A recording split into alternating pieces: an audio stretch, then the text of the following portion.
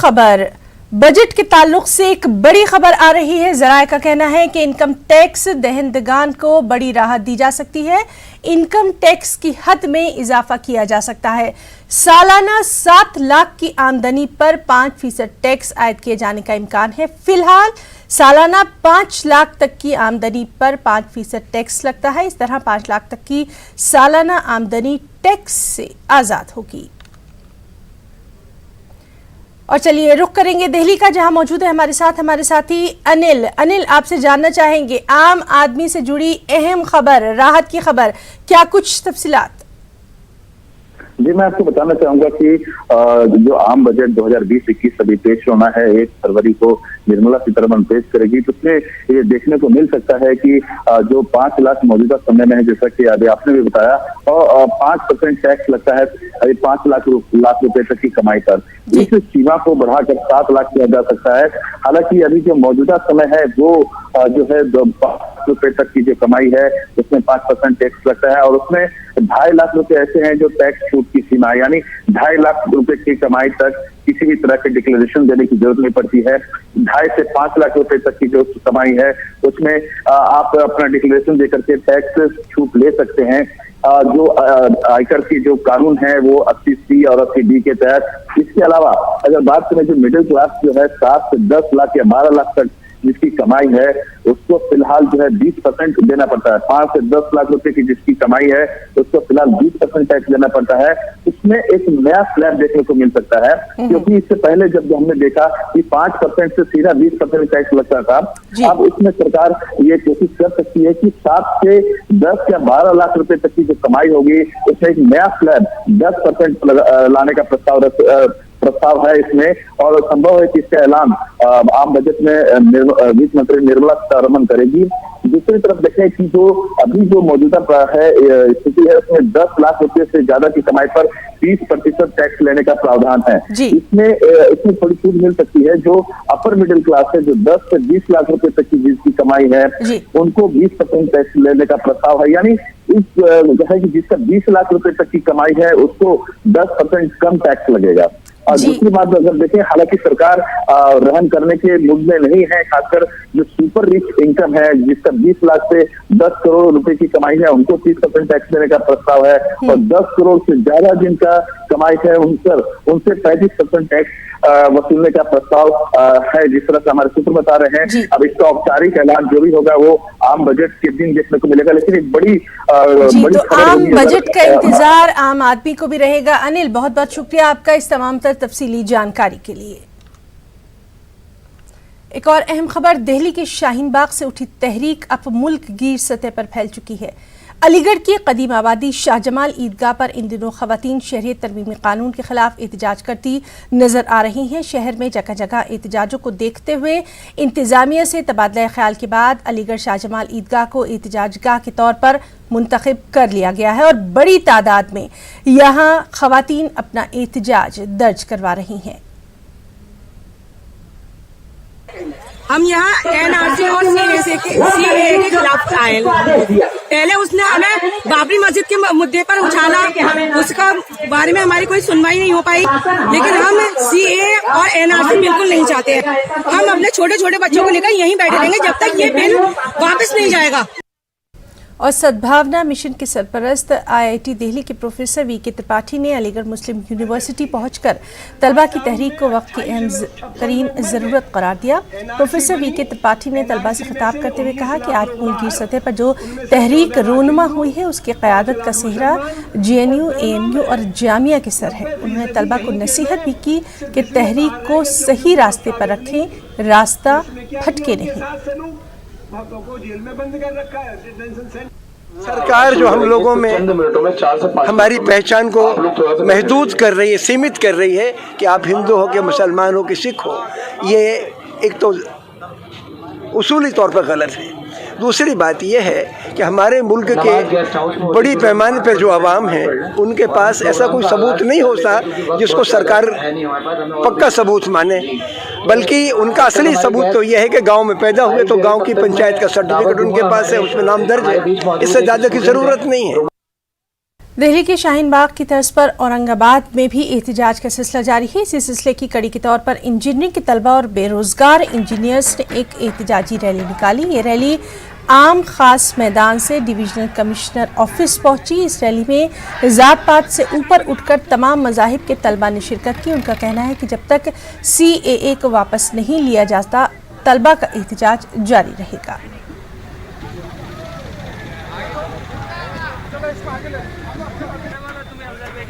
Students qualify करके बाहर निकल रहे हैं, उनके पास जॉब्स नहीं है, अनएम्प्लॉयमेंट बढ़ चुका है। कहाँ पर देश जा रहा है हमारा? गवर्नमेंट की इस बात से उनको ये नहीं है, उनको सिर्फ अपनी संगीत विचारधारा को इस देश के अंदर लागू करना है और उनको किसी गरीब से मतलब नहीं है। उनको सिर्फ जो है तो बड़े बड़े जो यहाँ पर उद्योगपति है उनको सिर्फ उनका काम है, वो उनके इशारों पे काम करते हैं। हम यहाँ पे सारे स्टूडेंट्स इकट्ठा हुए हैं। हमारा NRC और CAA पे कड़ा विरोध है क्योंकि NRC जो कायदा है ये कायदा साफ साफ मुस्लिम के बाद हिंदू, दलित जो लोग हैं, क्रिश्चियन जो लोग हैं, सब कम्युनिटी को इस देश से बाहर हकालने का जो कायदा और संवैधानिक कायदा जो यहाँ पे लागू करने की ये सरकार बात कर रही है, हम बिल्कुल उसके विरोध में। आज सारा विद्यार्थी, सारे लोग, ना कि सिर्फ मुस्लिम, यहाँ का हिंदू, यहाँ का दलित, यहाँ का आदिवासी, सब लोग आज रास्ते में है, संघर्ष कर रहे हैं। लोग लाठियाँ खा रहे हैं, लोग गोलियाँ खा रहे हैं, कभी भी पीछे नहीं हट रहे हैं। और हम सब जो विद्यार्थी है हमने ठान लिया है जब तक ये कायदा सरकार पीछे नहीं लेगा तब तक हम हमारा संघर्ष रास्ते पे चालू रहेगा। गुलबर्गा में कौमी कन्वेंशन में शहरियत कानून, NRC और NPR को एक आवाज़ में मुस्तरद कर दिया गया। कौमी कन्वेंशन से कई सियासी और मजहबी रहनुमाओं ने खिताब किया। तमाम मुकर्रीन ने CAA को मुल्क में तफरीक पैदा करने वाला और गैर ज़रूरी कानून करार दिया। इस कौमी कन्वेंशन से सीताराम येचूरी, मल्लिकार्जुन खड़गे, स्वामी अग्निवेश, CM इब्राहिम ने खिताब किया। इस कन्वेंशन में शुमाली कर्नाटक के 7 अजला से कम 3 लाख अफराद पहुंचे थे। पीपल्स फोरम की जानिब से इस कन्वेंशन का इनेकाद किया गया था।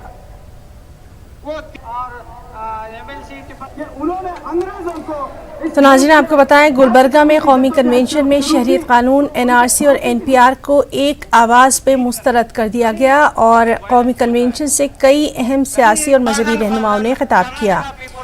इनमें सीताराम येचूरी, मल्लिकार्जुन खड़गे, स्वामी अग्निवेश, CM इब्राहिम के नाम खास तौर पर हैं। इस कन्वेंशन में शुमाली कर्नाटक के 7 अजला से कम 3 लाख अफराद पहुंचे थे। पीपल्स फोरम की जानिब से इसका इनेकाद किया गया था।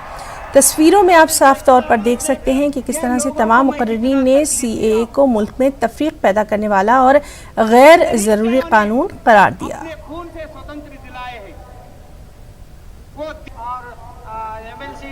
उन्होंने अंग्रेजों को इस मुल्क से बाहर करने की जद्दोजहद शुरू की तो उनको फांसी की वो बहुत वेट कर रहे हैं, कहीं किसी वायलेंस हो जाए, कहीं एक वायलेंस हो जाएगा। CM इब्राहिम साहब का इस्तेमाल कीजिए।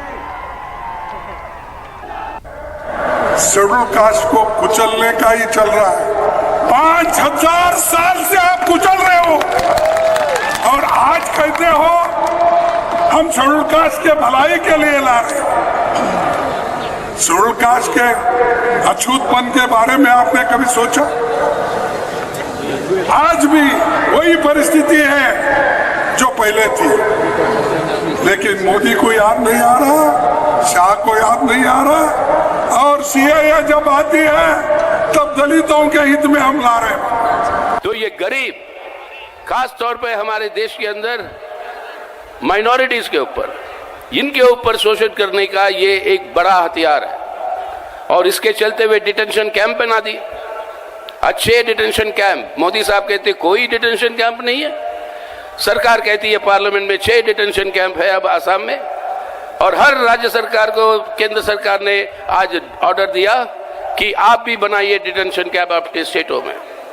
हम कहते हैं सीधा सीधा, बंगाल में हमने कहा अगर डिटेंशन साहब का एक भी ईंट लगेगा डिटेंशन कैंप को बनाने के लिए, हम हाजिर हो जाएंगे उधर अपनी जान देने के लिए, लेकिन देश में कोई डिटेंशन कैंप नहीं होगा और कोई डिटेंशन कैंप बनने नहीं देंगे। आज हम उनसे कहना चाहते हैं, आज साफ करना चाहते हैं, हमारे पास वोटर आई कार्ड है, हमारे पास आधार कार्ड है, आंख की पुतलियों का, पंजों का, उंगलियों का सारे निशान है आधार कार्ड में। इसके बावजूद भी तुम सबूत मांगते हो। आज ऐसा लगता है कि चुने तो गए थे 2019 में 5 साल के लिए, लेकिन अब इनके लिए 5 साल क्या, अगले 1 साल भी काटना मुश्किल हो जाएगा। जो आज बगावत चल रही है, ये लोग चाहते क्या है? वो चाहते हैं मनुस्मृति इस देश में लाए। जो ब्राह्मण ऊपर है, शूद्र कौन कौन होगा ये आप जान लीजिए। स्वामी जी बताएंगे आप। शूद्र, दलित, बैकवर्ड, कोली, कुरुबा, लिंगायत, वकलिगा, ये सब शूद्र होंगे। ये इनकी हकीकत है। तो वो लोग सोच रहा था कि 70 लाख से 80 लाख मुस्लिम होंगे, 70 लाख से 80 लाख मुस्लिम होंगे तो सबको डिटेंशन कैंप बनाएंगे और डिटेक्शन करके बांग्लादेश में भेज देंगे, म्यांमार जैसा। लेकिन वहां में खुदा पहाड़ तो निकला चूहा, खुदा पहाड़ तो निकला चूहा। आज वो लोग सोच रहे हैं कि मुसलमान को तकलीफ देने के लिए किया है तो हिंदू भाइयों फंस गया। हम अब पीछे हटने वाले नहीं है। इतिहास गवाह है कि हक के खिलाफ बातिल कभी नहीं जीत पाया है। बस आखिरी में यही कहना चाहूंगी कि 72 साल की आजादी के बाद भी हर एक हिंदुस्तानी को डॉक्यूमेंट के जरिए से ये फिर से प्रूफ करना पड़ेगा कि वो इस देश का नागरिक है। हमारे संविधान को बचाना ही सबसे बड़ा सबूत है कि हम हिंदुस्तानी हैं। इसके अलावा हम और कोई डॉक्यूमेंट नहीं देंगे। शहरियत कानून और एनआरसी के खिलाफ खवातीन का एहतजाज जारी है। कोलकाता के पार्क सर्कस मैदान में भी बड़ी तादाद में खवातीन धरने पर हैं। शहर के मुख्तलिफ इलाकों में खवातीन की रैलियां मुनक्किद की जा रही हैं। रैलियां सर्कस पार्क पहुंचकर खत्म हो रही हैं। आजादी, आजादी, आजादी चाहिए, आजादी।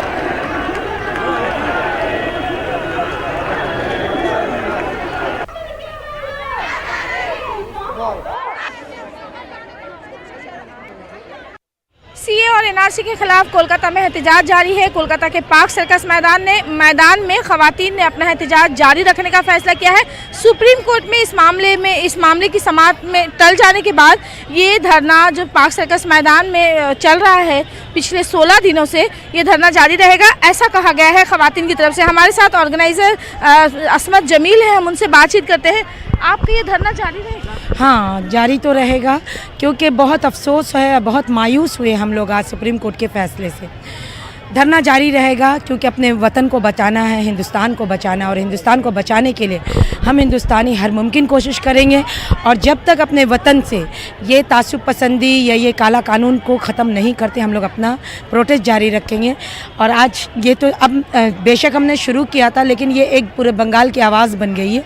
तो आज पूरे जितने यहाँ आवाम हैं सबसे बात करके और इसको किस तरह से ऑर्गेनाइज करके और आगे लेकर जाया जाता है वो करेंगे, लेकिन धरना जारी रहेगा। यहाँ बहुत सारा मेला चलता है, मेला मुनक्किद किया जाता है, तो माइनॉरिटी डिपार्टमेंट का भी एक मेला होने वाला है। तो इसको लेकर कहा गया था कि आपने जिस तरह से टाइम मांगा था, कई एक मेले जो है वो मनसूख किए गए और माइनॉरिटी डिपार्टमेंट का मेला जो है वो 1 फरवरी से शुरू होगा। तो क्या लगता है कि इजाज़त मिलेगी, कंटिन्यू कर पाएंगे यहाँ पे? देखिए, हिंदुस्तान बचेगा तो मेला लगता रहेगा, हिंदुस्तान बचेगा तो हम आवाम भी रहेंगे। तो मेला तो फिर कहीं इतने बड़े मैदान है, ये तो एक छोटा सा कोना है, मेला तो वहाँ भी लग सकता है। लेकिन अगर यहाँ से उठ गए और हमारा हिंदुस्तान का संविधान को बर्बाद कर दिया गया तो मेला का फिर क्या होगा। तो इसलिए हम लोग अपने संविधान के लिए यहाँ जैसे बैठे थे वैसे बैठेंगे। सुविधाएँ हैं आपके लिए? हाँ, अब तक पहले तो 10 दिन तक नहीं था, लेकिन अभी शेड अभी तक नहीं लगा। पब्लिक लगाना चाह रहा है कॉरपोरेशन से और सीएम ने परमिशन तो दे दिया है, आज लगाने की कोशिश की जाती है। आज हम लोगों को बहुत उम्मीद था सुप्रीम कोर्ट का, इसलिए शेड नहीं लगाए थे। वो 10 दिन जिस तरह तकलीफ, उस तरह का परमानेंट शेड नहीं लगा था, ऐसी आर्जी तो। लेकिन अब लग रहा है कि लड़ाई बहुत लंबी है, चलने वाली है, तब तो शेड लगाना पड़ेगा। तो लगता है कि कंटिन्यू रख पाएंगी कि औरतें यहाँ बैठती हैं और कब तक इस तरह से धरना चलेगा? और ये कोलकाता सेंट्रल कोलकाता है, यहाँ पर की वजह से बहुत सारी ट्रैफिक का जो है वो एक परेशान, ट्रैफिक निज़ाम जो है वो काफ़ी मुतासिर हो रहा है। तो ऐसे में लगता है कि इजाज़त मिली। सबसे पहली बात तो हम लोग अंदर करें, उसे ट्रैफिक का कोई प्रॉब्लम होना नहीं चाहिए, मैदान के अंदर की बात है। इसके कभी यहाँ से कोई जाकर आज तक रोड को या रास्ता ब्लॉक नहीं किया। और रहा कि ये औरतों के हौसला इतना है ना, अभी आकर मैं जब बात की तो उन लोग ने कहा कि अगर 1 महीना के अगर सालों भर भी करना पड़ा तो हम लोग इस तरह बैठे रहेंगे। तो आप देख सकते हैं कि ख़वातीन ने अपना धरना जो है वो जारी रखने का फ़ैसला किया है। और आज जिस तरह से सुबह से ही काफ़ी भीड़ इस धरना मंच में देखा जा रहा है कोलकाता के पार्क सर्कस मैदान में, और ये धरना जारी रहेगा। अब सवाल ये उठता है कि Kolkata municipal corporation park circus मैदान में इस धरने को और कितनी इजाज़त देता है। कैमरामैन विपुल के साथ शबाना एजाज, न्यूज़ 18 उर्दू। शहरियत कानून पर आज सुप्रीम कोर्ट में समाअत हुई। मरकज को कोर्ट से राहत मिल गई है। शहरियत कानून के निफाज पर रोक लगाने से कोर्ट ने इनकार कर दिया। अदालत ने शहरियत कानून के खिलाफ अर्जियों में मरकज को नोटिस जारी करके 4 हफ्तों में जवाब मांगा है। अदालत ने कहा कि 4 हफ्तों बाद एक दिन तय किया जाएगा जब मामले पर रोजाना समाअत होगी। जजों ने इशारा दिया कि मामले को आईनी बेंच के सुपुर्द किया जा सकता है।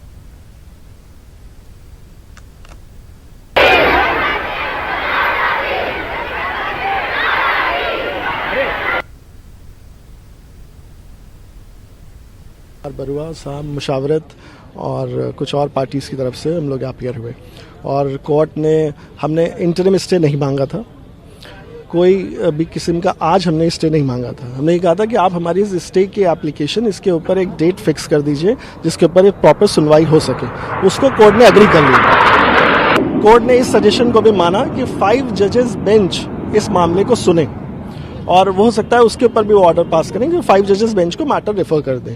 और 4 हफ्ते का टाइम दिया है यूनियन ऑफ इंडिया को रिप्लाई करने के लिए। सारी एप्लीकेशंस के, सारी पिटिशंस के ऊपर उन्होंने नोटिस जारी किया है। सीनियर वकील महमूद पराचा ने सुप्रीम कोर्ट में शहरियत कानून के खिलाफ अर्जियों पर हुई सुनवाई पर न्यूज़ 18 से खास बातचीत की है।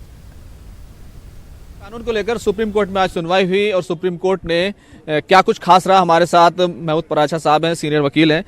पराचा साहब, क्या कहेंगे, जिस तरह की सुनवाई हुई कई तरह के फैसले शायद आपकी उम्मीदों के खिलाफ गए?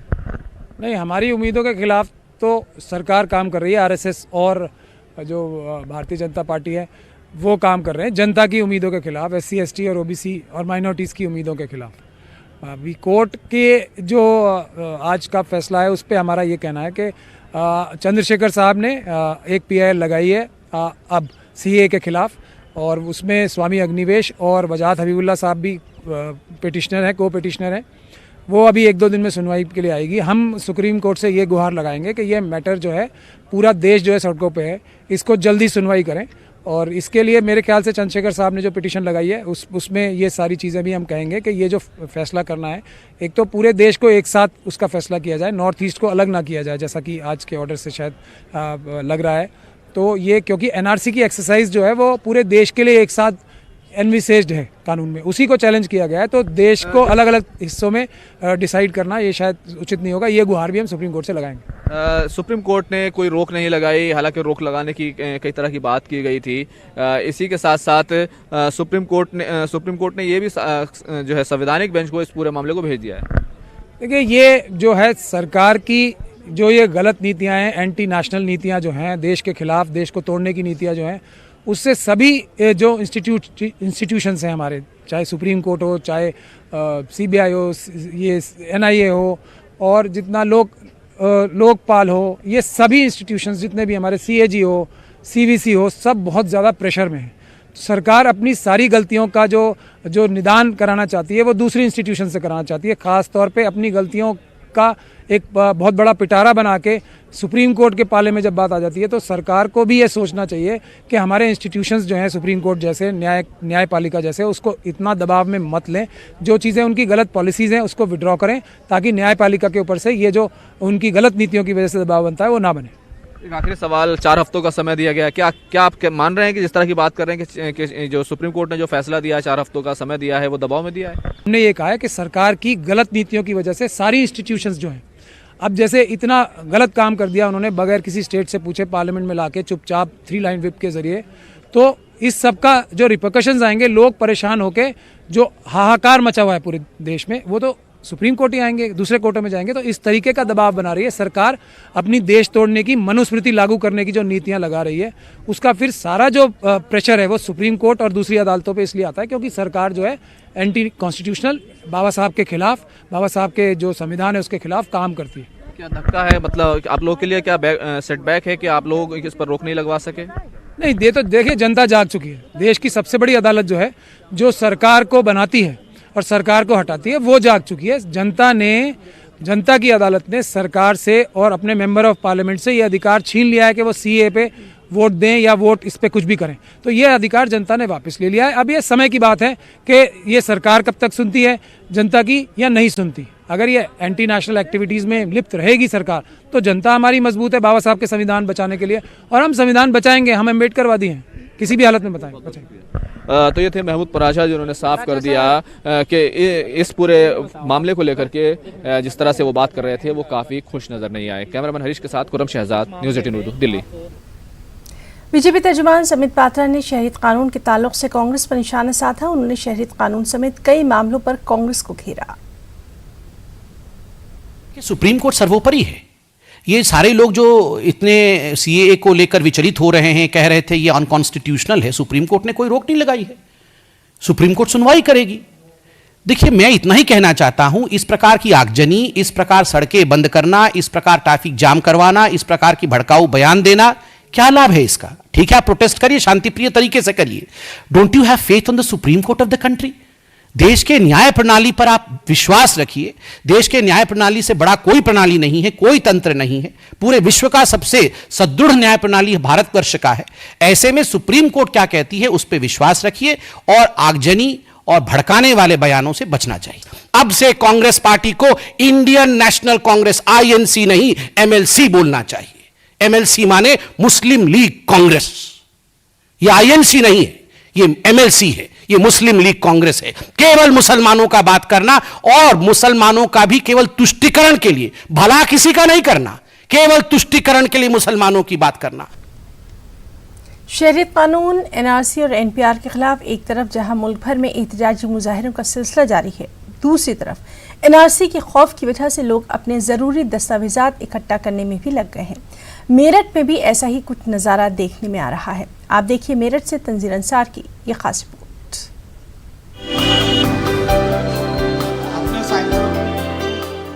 मेरठ के Ismail girls national inter college से 1980 में 10वीं जमात पास करने वाली अमीर जहां को 40 बरस बाद अपनी 10वीं की मार्कशीट और सर्टिफिकेट हासिल करने की ज़रूरत महसूस हो रही है। अमीर जहां ने कॉलेज से तालीम तो हासिल की, लेकिन शादी के बाद उनकी ज़िंदगी एक घरेलू खातून के तौर पर गुजरी और उन 40 बरसों में अमीर जहां को कभी अपने सर्टिफिकेट हासिल करने की ज़रूरत ही महसूस नहीं हुई। लेकिन NRC के खौफ ने अब अमीर जहां जैसों को 40 बरस बाद भी अपने ज़रूरी कागजात तलाश करने पर मजबूर कर दिया है। इस्माइल कॉलेज से मैंने हाई स्कूल किया था। काफ़ी दिनों से मुझे इसकी ज़रूरत नहीं पड़ी थी मार्कशीट की, लेकिन अब मुझे इन चीज़ों की ज़रूरत पड़ी है, इसलिए मैं 40 साल बाद आज मैं यहाँ मेरठ आई हूँ। ये इस स्कूल में मैं ये निकलवानी थी मुझे वोटर ID के लिए है ज़रूरत पड़ गई, और मेरे वहाँ मेरी शादी खतौली में हुई है, इसलिए वहाँ मुझे वो करना है। NRC के लिए ज़रूरत पड़ गई, इससे पहले नहीं पड़ी थी कभी। मेरी शादी मेरठ में हुई है और मेरी मिसिज़ ने यहाँ से इस्माइल से हाई स्कूल किया है, उसकी मार्कशीट निकलवाने के लिए यहाँ आए हैं। और ये NRC वगैरह हमें ये इसके लिए ज़रूरत पड़ रही है, जन्म प्रमाण पत्र बनवाने के लिए, NRC के लिए, इसीलिए आप लोग यहाँ आए हैं। हो सकता है कहीं ज़रूरत पड़ जाए तो हम अपने कागज़ तैयार रखें। वहीं कॉलेज इंतज़ामिया का कहना है कि गुज़िश्ता कुछ वक्त से ऐसी दरखास्तों की तादाद में गैर मामूली इजाफा हो गया है, जो 40 बरस पहले के सर्टिफिकेट हासिल करने के लिए अब कॉलेज का रुख कर रहे हैं। इन अफराद की ज़रूरत को समझते हुए कॉलेज इंतज़ामिया को भी पुरानी फाइलें तलाश करने में काफ़ी मशक्क़त करनी पड़ रही है। मैं इस संस्था में 1987 से सर्विस करता हूँ, लेकिन मेरे पास जो डॉक्यूमेंट लेने के लिए गार्जियन आ रहे हैं, बच्चे जो मेरी पैदाइश से भी पहले क्या नाम है जो यहाँ से पढ़ के जा चुके हैं, वो अपने सब डॉक्यूमेंट के लिए परेशान हैं। 3-4 रोजाना आ जाते हैं और देखिए मतलब ज़्यादातर जो है 1980 तक के हैं, 73 के भी हैं, 70 के भी हैं, बल्कि एक ने तो 69 में भी किया था।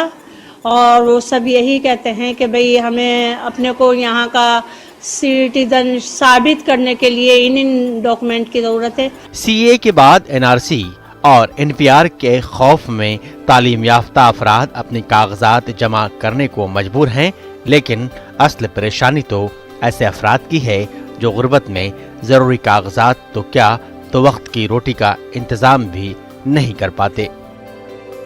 मेरठ से न्यूज़ 18 उर्दू के लिए तंजीर अंसार की रिपोर्ट। और मुंबई से अहम खबर, 26 जनवरी से मुंबई में मॉल्स और रेस्टोरेंट 24 घंटे खुले रहेंगे। इसके लिए बाकायदा महाराष्ट्र हुकूमत सिक्योरिटी भी मुहैया कराएगी, जिसका जीआर भी जारी हो चुका है। आदित्य ठाकरे ने इस पर कहा कि मुंबई कभी नहीं रुकती, मुंबई में दिन रात काम होता है। सयाहत और महसूल को मजीद मजबूत करने के लिए 24 घंटे काम किया जा सकता है। उधर 24 घंटे मार्केट खुलने से 10 लाख मुलाजिमतों में इजाफा होगा।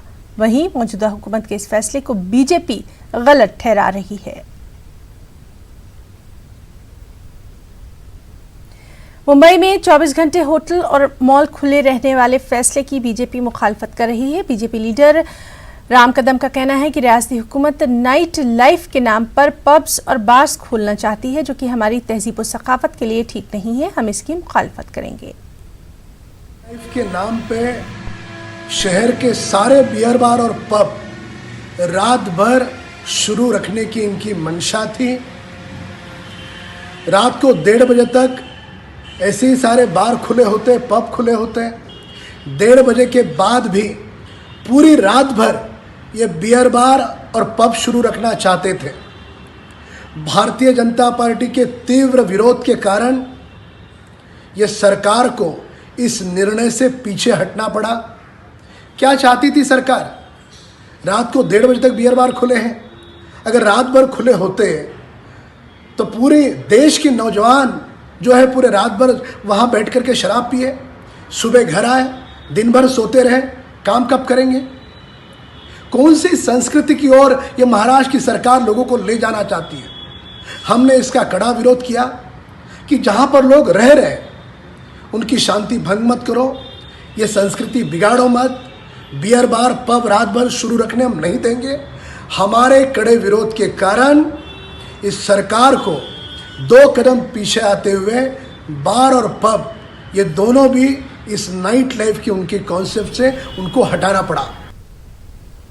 महाराष्ट्र के उजाला उद्धव ठाकरे के बयान के बाद साईं बाबा की जाए पैदाइश के मामले पर तनाज़ा खड़ा हो गया है। इस पर शिवसेना के साबिक लीडर दीपक केसकर का कहना है कि इस तरह का बयान देना ठीक नहीं है। केसकर साईं बाबा के भक्त हैं। उन्होंने ये भी कहा कि शिरडी की अपनी अहमियत है और ये अहमियत कभी कम नहीं होगी। खबरों में इतना ही। आदाब। न्यूज़ हेडलाइंस के प्रायोजक सच्ची सहेली, महिलाओं के लिए सबसे